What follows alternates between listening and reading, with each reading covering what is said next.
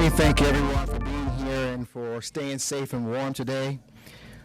To all of you who are watching from home or working from home or studying at home, we want to thank you for your continued observance of our stay-at-home order. It is making a big difference in Denver and the state of Colorado. We do have some important updates for you today. As of this afternoon, there are 1,352 positive cases in Denver, and unfortunately we've had 66 deaths. Enforcement teams have made contact, nearly 8,000 contacts, and issued 2,600 verbal warnings to people to comply with stay-at-home orders. They've issued 19 citations or orders to close to non-essential businesses. We have some encouraging news for Denver hospitals. We have about 60% bed capacity, and other metro area hospitals have 35% capacity. Denver hospitals have about 70% ventilator capacity, and other metro area hospitals have about 50% capacity.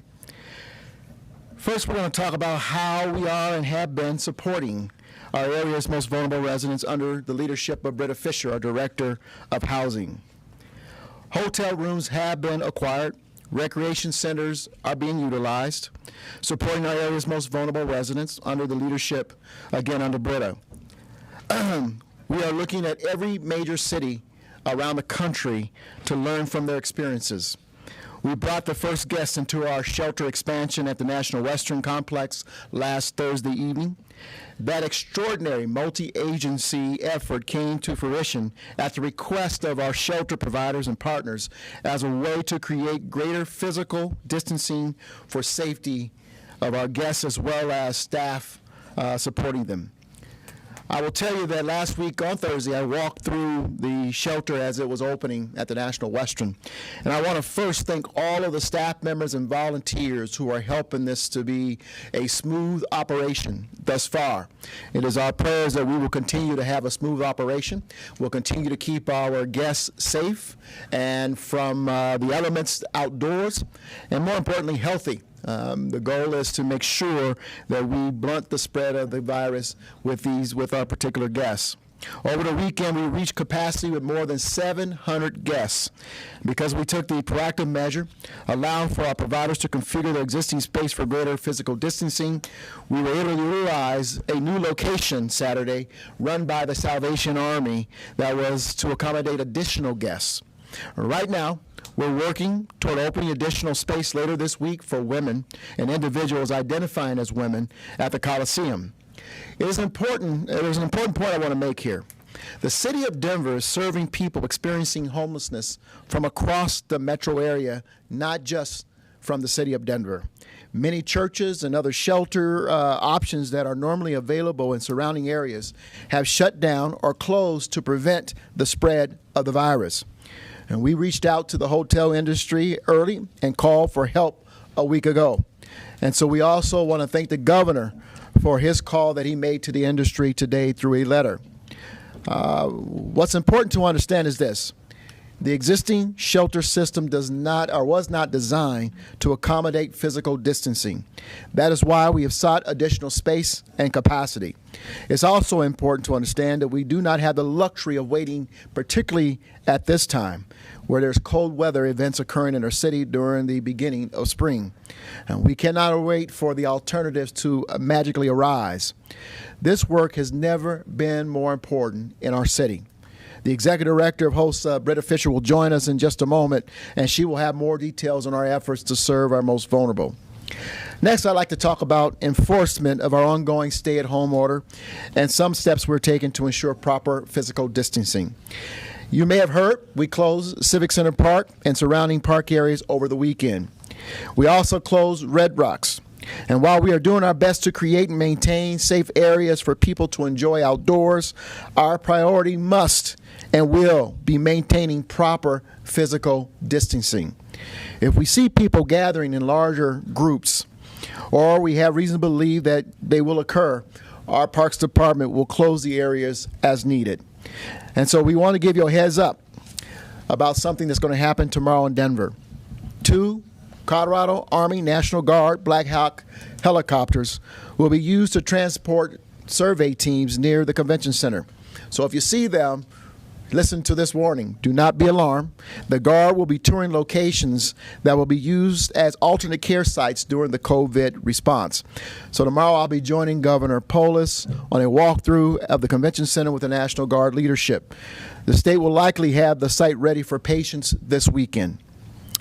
For our residents and families who may need additional support, we want to remind you there's help available. You can apply for food assistance through SNAP. That's the Special Supplemental Nutrition Program for women, infant, and children. We have several resources at denvergov.org. We invite you to go onto the website, and we have a COVID information page that you can visit to find out more information. I've heard from many of you concerned about the impacts of this deadly virus on different demographics, and certainly is a concern of mine as well, and how it's hitting particularly communities of color, and particularly the African American community has been disproportionately impacted by the concentration of cases and deaths. I want you to know I've asked the Department of Public Health and Environment to conduct detailed analysis of these disparities. Citywide, we are constantly looking for ways to respond equitably to the crises. We've embedded it in our Emergency Operations Center, literally from the very early days of our operations some 6 weeks ago. And when that analysis is complete, I will share what we've learned about the disparities. I know you're anxious for the answer to the question, because I get it from everyone that I see as I'm traversing from home to work and then back home. When will this be over? And I can assure you we are looking forward to that as much as you are. We have begun planning the very early stages to strategize how we will gradually ease the city out of this challenge. But it's also my responsibility to set reasonable expectations. And now, more than ever, we need to stay the course. I need each and every one of you to continue doing the following health and safety protocols they outline in our stay-at-home order. The order remains in effect in Denver, Colorado until April 30th. We should expect it to remain in effect until at least that date in our city. For those of you who are healthy and at low risk of contracting the virus, we need your help. This is an ongoing and urgent need. There is an ongoing and urgent need for volunteers to support our shelters and our residents experiencing homelessness. And so we ask you to please reach out to our partners at United Way Denver so you can join with us, if you like, in helping our most vulnerable residents feel safe and to find shelter indoors. You can go to unitedwaydenver.org or call 211 to find out how you can volunteer and help us at this very urgent time. With that, I want to bring up our Executive Director for the Office of Housing and Stability, Britta Fisher.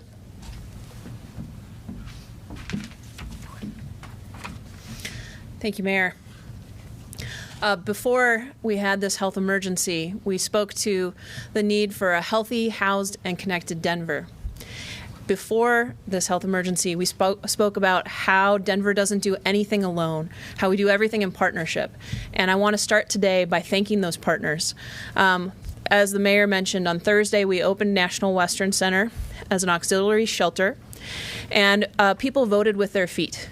They came. We saw more than 200 walk-ups that day, and that type of utilization taught us that we needed to think about how we would decompress the shelters additionally. And so I want to thank our partners at Denver Rescue Mission, who are staffing National Western Center and leading that effort with the support of several contractors and other staff and volunteers. I also want to thank the Salvation Army. They really stepped up on Friday morning when we found ourselves already with more than 700 guests, and how we could quickly pivot to get that physical distancing that the mayor just spoke to and how important that is. And so they worked with us to open up another shelter site at 48th Avenue Shelter and to help get 286 folks last night to that shelter. And so I want to thank again Salvation Army for their efforts. Next, I want to speak to the opening of the Coliseum. We hope to do that later this week. We're working towards that with our partners, including Catholic Charities, Dolores Project, and Gathering Place. So thanks again to all of these partners who are standing with us to figure out how we can provide more and more physical distancing for our guests. The meeting has been We also want to just speak to why these auxiliary shelters are so needed. We really see this as a harm reduction effort, that the more that we can give the spacing and the distancing that people need, the overnight accommodation, the meals, the snacks, the things that they need, the more likely they are to stay healthy and safe. And we know in snow events that more and more folks come inside, and we're really pleased from all these partners that we were able to meet those needs and find accommodation for everyone who is seeking it. With that, I will turn it back over to the mayor. Thank you. Thank you, Britta. And allow you to stay close for questions in just a moment. Let me turn it over to Bob McDonald, who is the Executive Director for the Public Health and Environment. He'll share context of Denver's COVID cases and statistics. Bob? Thank you, Mayor. I just want to give a couple of brief updates in terms of where we are in this journey. We have seen 1,358 cases in Denver to date, about 60 deaths. And that seems like it is some grim news, but what I'm very excited to share is that for the last 3 weeks, since the last week of March, actually, we have seen just a leveling off in the number of cases. There was a spike on April 9th, which caused a little concern, but what we really need to do is look at a 3-day average because of reporting. Sometimes there's delays in reporting. And so when you look at the 3 days prior to the 9th, you can see that the number of cases was well below the average, and then it spiked, and then it went back down. So again, when you look at that 3-day average, it is really leveling off. And I am optimistically cautious about that, but I will tell you that when I look at epi curves of other municipalities, that many others that are struggling with the same thing, to be this far into it, this many weeks into battling this virus, and for it to be leveling it off like it is, I'm very excited and very hopeful about that. And we haven't really even seen the full benefits of the stay-at-home order, because if you think about that, we are 18 days into that stay-at-home order. The incubation period of this virus is up to 14 days.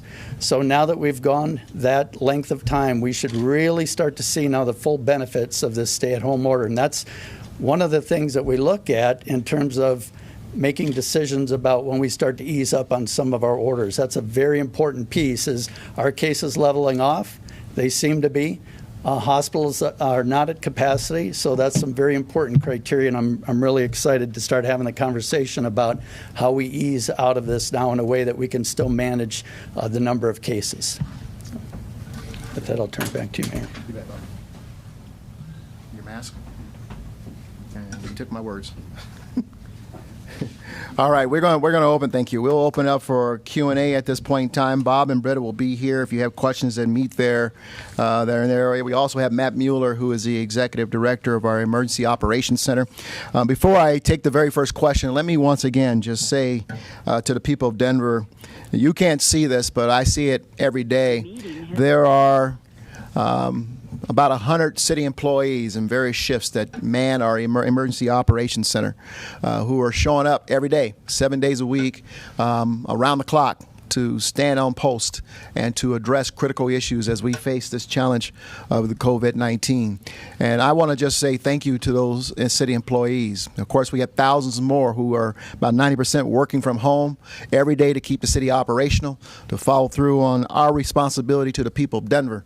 I just simply publicly want to say thank you to all of them. And to the men and women who can't stay at home, our first responders, frontline employees in the grocery stores, our medical professionals, thank you again.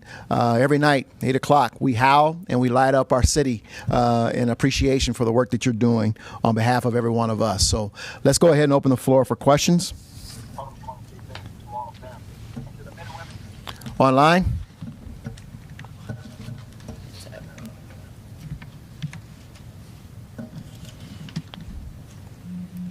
Do we have questions there? It's open. Can you all hear? Hello? Ready Yes. for questions? Yes. We're ready. Oh, hi. Good afternoon. Thank you. At the end of last week, the Department of Health showed the areas that are being hit by COVID-19 very strongly. Some of them are Valverde, Globeville, Montbello, among others, that are mainly occupied, populated by Latinos. Are you taking any special measurements in these areas to protect everyone, to protect the Hispanic community? Thank you. Yeah, I can tell you, and I'm going to ask Bob to come up here. He can probably respond. The question really was about whether or not we're taking particular steps to protect those residents that live in vulnerable neighborhoods, or where we're seeing a disproportionate number of positive cases coming forward. We also announced in that revelation last week that Denver Health and Hospital has also moved to open up a clinic, medical clinic, a testing center, if you will, at the Mount Bello Clinic, and are working to serve those residents at a higher rate going forward. So from that conversation, I also had a conversation with Dr. Robin Wittenstein, the CEO of Denver Health, and if it hasn't opened already, the Pena Medical Clinic will be opening to conduct additional testing in the north side of Denver. Bob, anything else you'd like to add to that? Well, I just want to reinforce that from day one, we looked at everything, every decision that we made about how we handle this crisis with an equity lens, every decision that was made. It was hard to identify those strategies that we could use to address these disparities early on because it took a while for the data to come in. Now that the data is coming in, we need to take a look at why those disparities are existing. And once we know why that's occurring, then we can be more targeted in our strategies. And that's a great deal of the work that we're going to be doing moving forward in the upcoming week. The other thing I will add is that as family members and as members of the communities that are disproportionately impacted, and we know historically that the African American and Latino communities have been more prone to chronic ailments such as hypertension, high blood pressure, diabetes, asthma related, heart disease. Because we know that, and we know that this particular virus preys harder and disproportionately on people who have those underlying conditions, it is becoming upon all of us to be even more cautious about staying indoors, about practicing physical and social distancing, about making sure that our older adults are particularly protected. I'm very protective of my mother. Matter of fact, I've told all my other siblings, stay away from her. Don't even go by and see her. Call her, and we'll get her the groceries she needs and everything else that she needs. But stay away, and they have been. She's been in her apartment for 3 weeks alone because she's had heart disease. She's had some of those ailments, and so we want to protect our most vulnerable as best we can. So it's all of us taking the responsibility, loved ones, family members, neighbors, friends, knowing these situations, we got to do better and making sure we protect one another as well. Next question.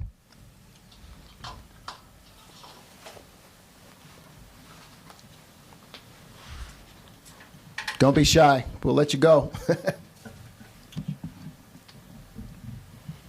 Got it? I don't hear any more questions. Are you guys doing anything as you get all the homeless folks in one area? I know it seems like a good opportunity for outreach as far as health resources, mental health resources, addiction resources. Is any of that stuff happening? Thanks for that question about health services. One of the things that we're really pleased about at the National Western is our ability to have partnered with the Colorado Coalition for the Homeless. And they are having their Stout Street Health Center actually set up a clinic in the site. So they have a room there that they've divided into exam rooms to provide primary health care as well as mental and behavioral health care. They're also doing robust screening outside where they are checking for symptoms of COVID, taking temperatures, and then triaging as people enter for those symptoms so that therefore the folks coming in are indeed folks that do not have those symptoms. Those who are symptomatic are being directed to respite rooms. We now have 227 respite rooms available, and we are continuing to work on our hotel-motel acquisition in order to increase that number. So again, thanks to the Colorado Coalition for the Homeless Stout Street Health Center, we're able to have a robust partnership in providing for the health care needs of those experiencing homelessness. And again, hats off to Bretta and to our partners over there. And when I toured it, I was blown away by the facilities that have been set up, particularly the Stout Street Medical Clinic that was there, the doctors, the practitioners who are ready to take care of those who are in need as they come through our doors. You have another question? Yeah, I have a question. We are having some technical problems, so let's get the questions here. That's right. So this question's from Joe St. George at Box 31. He wants to know if the cases are leveling off and hospitals have capacity, why the need to proceed with the convention center as an expansion area for treatment? Well, we certainly hope there's no need to proceed with the convention center. We set it up because we don't know if there is something hidden behind these numbers that we're looking at, and God forbid that there's another peak or spike in the numbers, and that we have subscribed our demand for our hospitals. Our hope and goal is that we never use one bed in that convention center that has been set up. That's the ultimate goal. But any event that we have to, they are there. And if we're not using them for medical, then we'll find a way to use them for our most vulnerable who'll need shelter, continue to need shelter. I have a question from Esteban from Denverite. This question's for Bob. Okay. He wants to know why things are leveling off, what's contributing to the leveling off. Well, I think that things are leveling off because of how aggressive the mayor has been with our social distancing efforts. As I said earlier, you look at other cities across the country that are many, many weeks into battling this coronavirus, and you continue to see this climb upwards with the number of cases every day, more and more cases every day. And we are many, many weeks now into Denver's efforts and already seeing it stabilize. And I think that has everything to do with how aggressive we were up front as a city in preparing for this. And I want to touch just briefly on something that when I say that, I want to reinforce that everyone needs to keep doing what we're doing. I do go to supermarkets. I go to public places that are still open as essential businesses. And unfortunately, I still see some people in the community in which I live that they're not wearing face coverings. And it might be easy to think that as well as one person, I'm just one person, does it make a big difference if it's just me? But if everybody thinks that way, then pretty soon that's going to chip away at our success. It's going to chip away at our goal. So let's be diligent. Everybody needs to contribute by covering up their face as they go into public settings. So, Bob, I've had a couple questions for you just about contact tracing. Do you guys plan to do any contact tracing at all? That's a great question. We absolutely are preparing for that and preparing for many other things as we transition into the next phase. That's one of the key components as we start to lift our social distancing or physical distancing efforts. We replaced that broad stay-at-home order with more targeted testing and more targeted quarantining and isolating of people who are infectious. And we've been building up that workforce and waiting for the testing capacity to build up so that we can move into that next phase. I got a couple of questions, so sorry to butt in, but I've got like 4 questions lined up from folks texting. First one's for the mayor. This is from Kyle Clark. He's asking, are you concerned if Denverites hear that cases are leveling off, that they'll no longer take social distancing and the stay-at-home order seriously? You know what? Bob mentioned the work we've done here and being very aggressive and very assertive. But we are being successful in Denver and Colorado because the people have followed the orders. And the key for us now is that we do see some daylight. This is not the time for us to let up, folks. This is the time for us to lean in and to put the pedal to the metal, if you will. This is almost like a marathon. By no means are we done, but this is the second of maybe 4 rounds that we're going to have to do. Not necessarily the virus, but of being smart and continue to exercise good common sense when it comes to physical and social distancing and staying at home. So the reality is simply this. This is the time for us to stay home, and my hope is that people do not let up, but that they lean in even harder and even become more serious about staying at home, about being social and physical distancing. Again, the goal has always been to shorten the actual amount of time that we spend at this peak, and that we level off and begin to decrease in the number of positive cases that we have.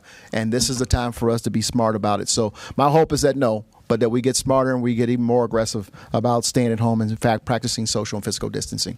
Yes. Connor McCormick at Westward wants to know, he says Denver City Council is reading a proclamation tonight calling for Governor Polis to issue a moratorium on rental payments.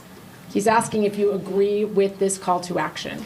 You know what? Listen, we also have to be continue to be forward-thinking, and I certainly understand and empathize where City Council is coming from on this.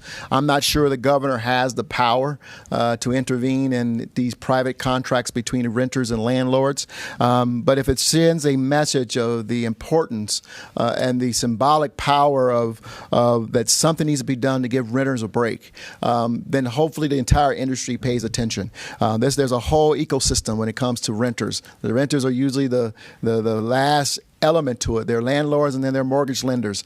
And my hope and goal is that everybody continues to work together to give that end user, the renter, the break necessary. But landlords also have to have a break on their mortgages, and lenders have to be a partner in that. And I believe the system is beginning to work and comply with that. People are offering breaks and deferral of late fees, and let's hope that continues on. But I certainly understand and empathize where City Council is coming from, because we all know someone who needs a break at this point in time with regards to their rent. And then I have one from Liz Gilardi at Denver 7. This might be for Britta, but I'll put it out to both of you. She says, I understand Argus is no longer providing security at the Western Center. Why? Is it due to safety concerns? I'm very pleased to say that National Western Shelter has been operating without any incidents. The mayor's been there. I've been there several times, and it's quite calm and orderly. Our original security provider gave notice and stopped providing services, and I was very pleased to work with a team that was able to so quickly mobilize new and existing resources to ensure that there was no gap in securing the safety of our guests, because we take the safety and health of our guests very seriously. So with any operation of this size and done in this short order, vendors are going to be continuously evaluated and updated as necessary. I have a question from Steve Steger with 9 News. Let me just suggest one other thing with that, and I'm grateful for Britta and the whole team. A lot of folks came together to fill that gap. There are some other security teams that are stepping in to provide the support necessary. We're going to continue to look for that more permanent solution, at least for the duration of this shelter going forward. But we encourage you to call Argus to ask that question, and we'll continue to do what we can to keep our guests safe. Yes? This question is maybe for Bob. Boulder County has a team of epidemiologists, thank you, following up with each COVID patient so that they can track recovery numbers. They say that they feel that this is a valuable part of people's understanding of this situation. Has DDPHE considered a measure like this? Well, we absolutely do. We have a number of cases more than Boulder does, so it stretches our resources. But we work very closely with our partners at Denver Public Health within Denver Health and Hospital Authority. When we get positive cases back, we do that very thing. We reach out to do that contact tracing. And as I said earlier, as hopefully testing ramps up, and we are ramping up our workforce to respond to that testing, but that's exactly what we're doing here in Denver as well. Bob, Alina has a quick question from Denver Post. She says, what city has been the best comparison to Denver as the city is looking at its cases? You know, I don't know if I can say which city is the best in comparison to Denver. What I can tell you, I think Denver has done the best job in comparison to those that I've looked at. I don't know who's doing the best or as good as Denver is. That's certainly not been my focus. It's not been the focus of this team. Our focus has been to take care of the citizens of Denver, and that's what we're doing, and I think we're doing it very well. We continue to reach out to other cities for ideas. They continue to reach out to us, and we share those ideas. We collaborate, but overall, I think Denver has been a leader. The mayor's been a leader, and I think the governor's been a leader for the state in that way. Mayor, I've got a follow-up question from Kyle Clark. Are you coordinating with the state to have Denver lift its stay-home order in conjunction with the state? Would you prefer for the city and state to take the same steps at the same time when we relax these restrictions? You know, one of the things that we have said from the onset is that Denver is such a unique space in terms of the state of Colorado. We're the most dense area in the state. We have chosen to keep the April 30th date on the table for Denver. We'll follow the state, continue to coordinate with the state. If in the event the state on April 26th believe they can begin to loosen up some of the orders that we have for staying at home and what have you, then we'll take a look at the same data to determine whether or not we can begin to do the same thing. But let me just share this, Kyle. What makes this so difficult, and Bob actually touched on this, is not only do we need to see the cases leveling off and begin to decrease in terms of the positive, we need to see more testing occur. But that contact tracing is critical for us to kind of understand how deep and far this will go, and to help us to better predict whether or not we're going to have a spike, or if indeed we are seeing the leveling off. And until all of that is actually in place and are synchronized, then it's not really practical for us to even look and say we can date for certain that we're going to be able to lift this. We have targets, and we hope we can meet them. We hope we see the leveling off. We hope we see the decline. But God forbid that we still need to come back to everyone and say, listen, we got more work to do. Then we're going to do that, because we believe there's nothing greater than protecting the health and well-being of the residents of this city. Did we get your last question for Bob? Okay. Anything else? I think we're done. Okay. Thank you all very much.